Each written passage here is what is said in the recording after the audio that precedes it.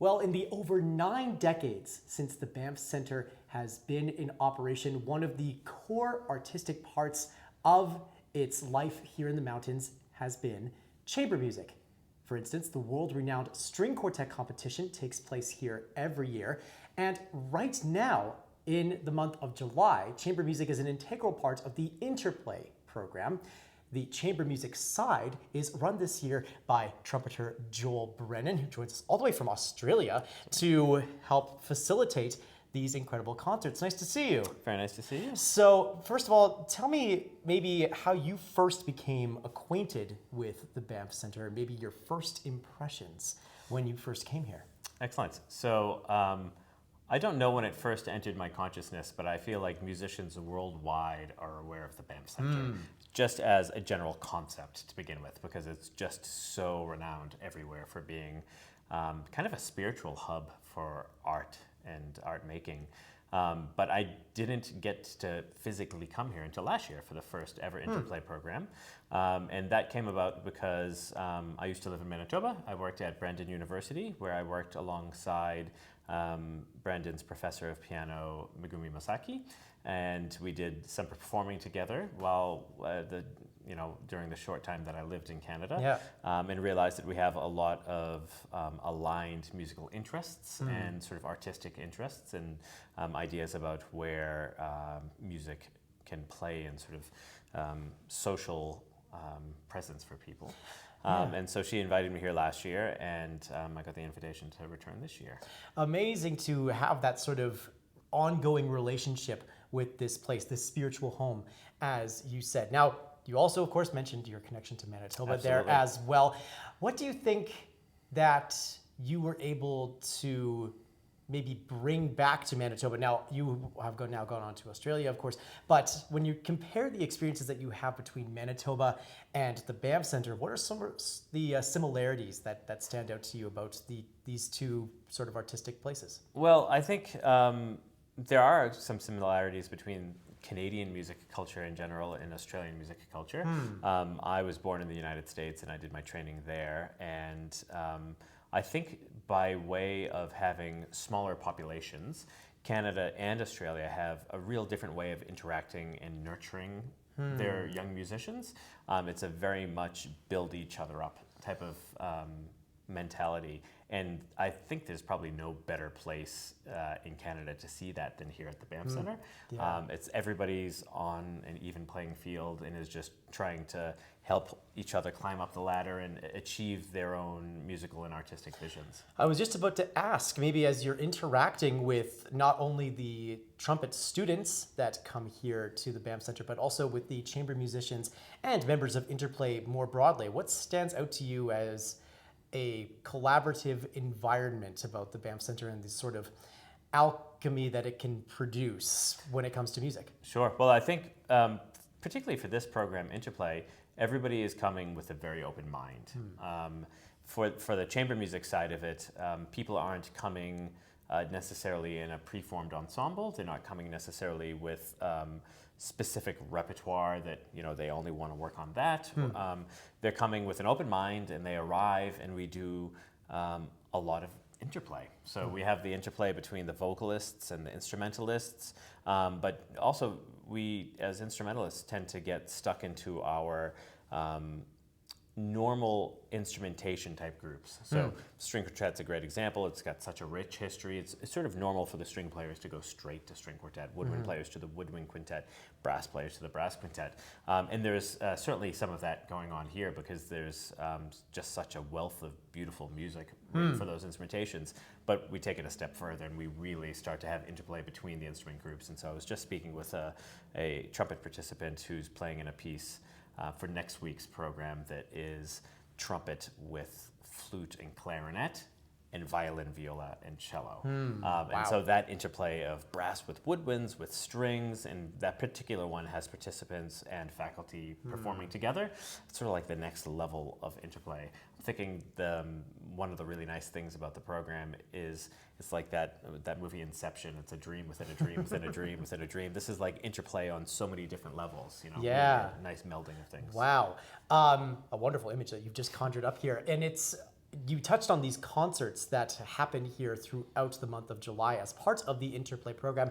You are the person who helps to kind of coordinate what those concert programs look like and what repertoire they feature in all of their unique combinations. Maybe you can speak a little bit to the process about how you curate these programs and then how they get performed by students and faculty, and then sometimes by students and faculty side by side. Sure. Well, it was a real honor to have been invited this year to have some input into the programming for the chamber music concerts, my process began with the faculty nominating pieces that they thought would be really good, and I tried to incorporate as many of them as possible. Both for faculty to perform and or for participants to perform or performances together.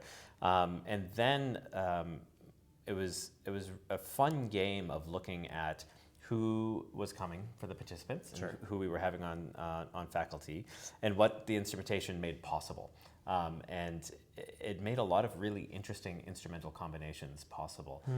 So, I spent a lot of time listening to music, learned a lot of music I didn't already know, a lot of time on the Australian Music Centre website, because I'm from Australia, and on the Canadian Music Centre's website, looking at scores, purchasing things, a lot of Spotify listening, and it was really fun. It was really expanding my own musical knowledge.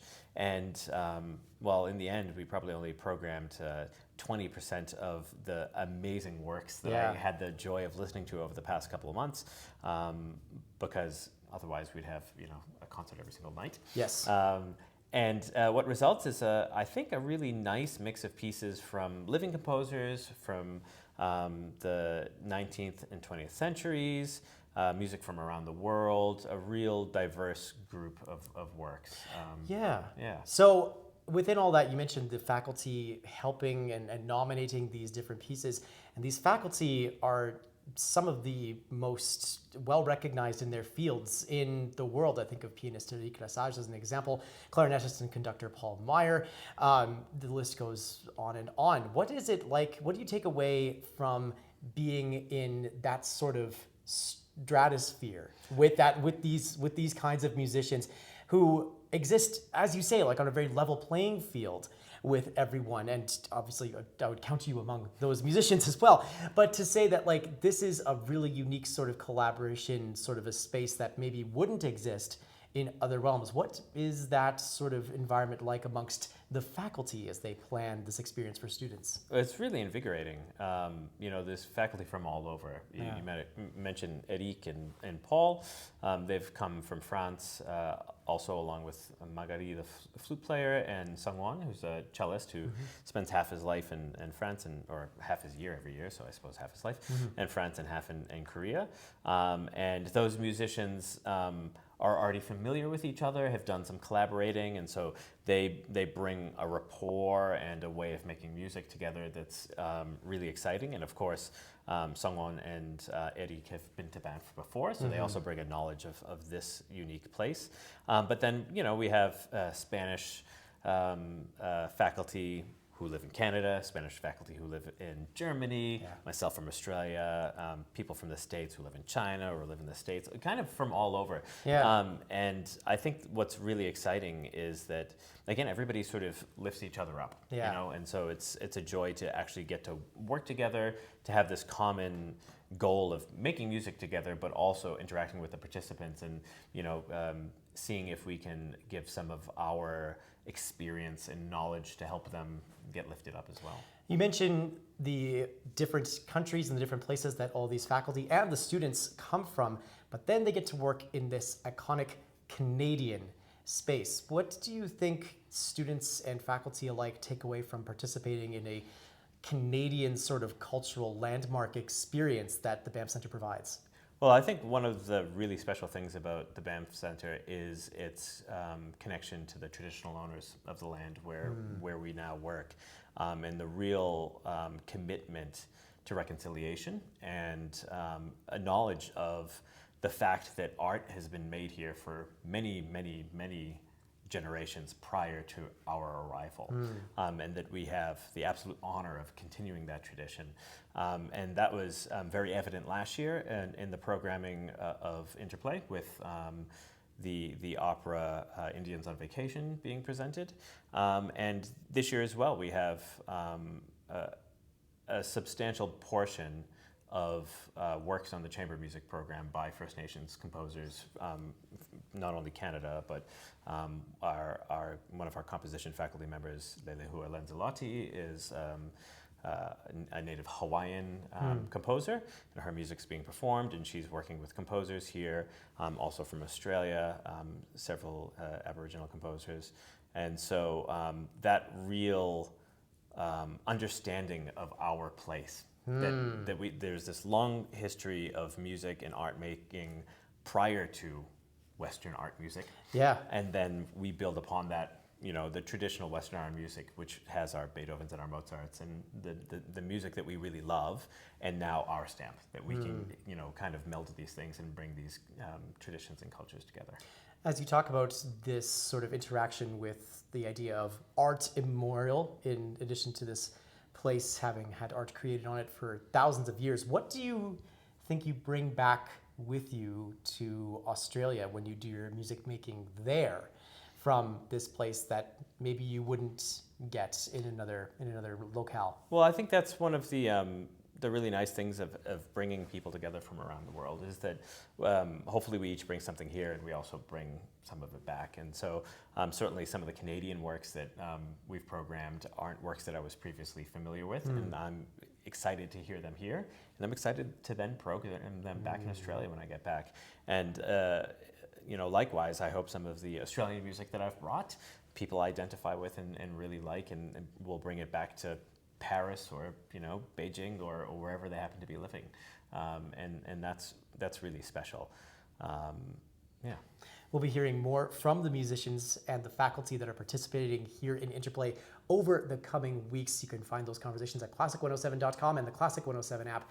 Joel Brennan, such a joy to talk to you about chamber music here at Interplay, and all the best as you embark on these concerts. Thank you so much, Nolan.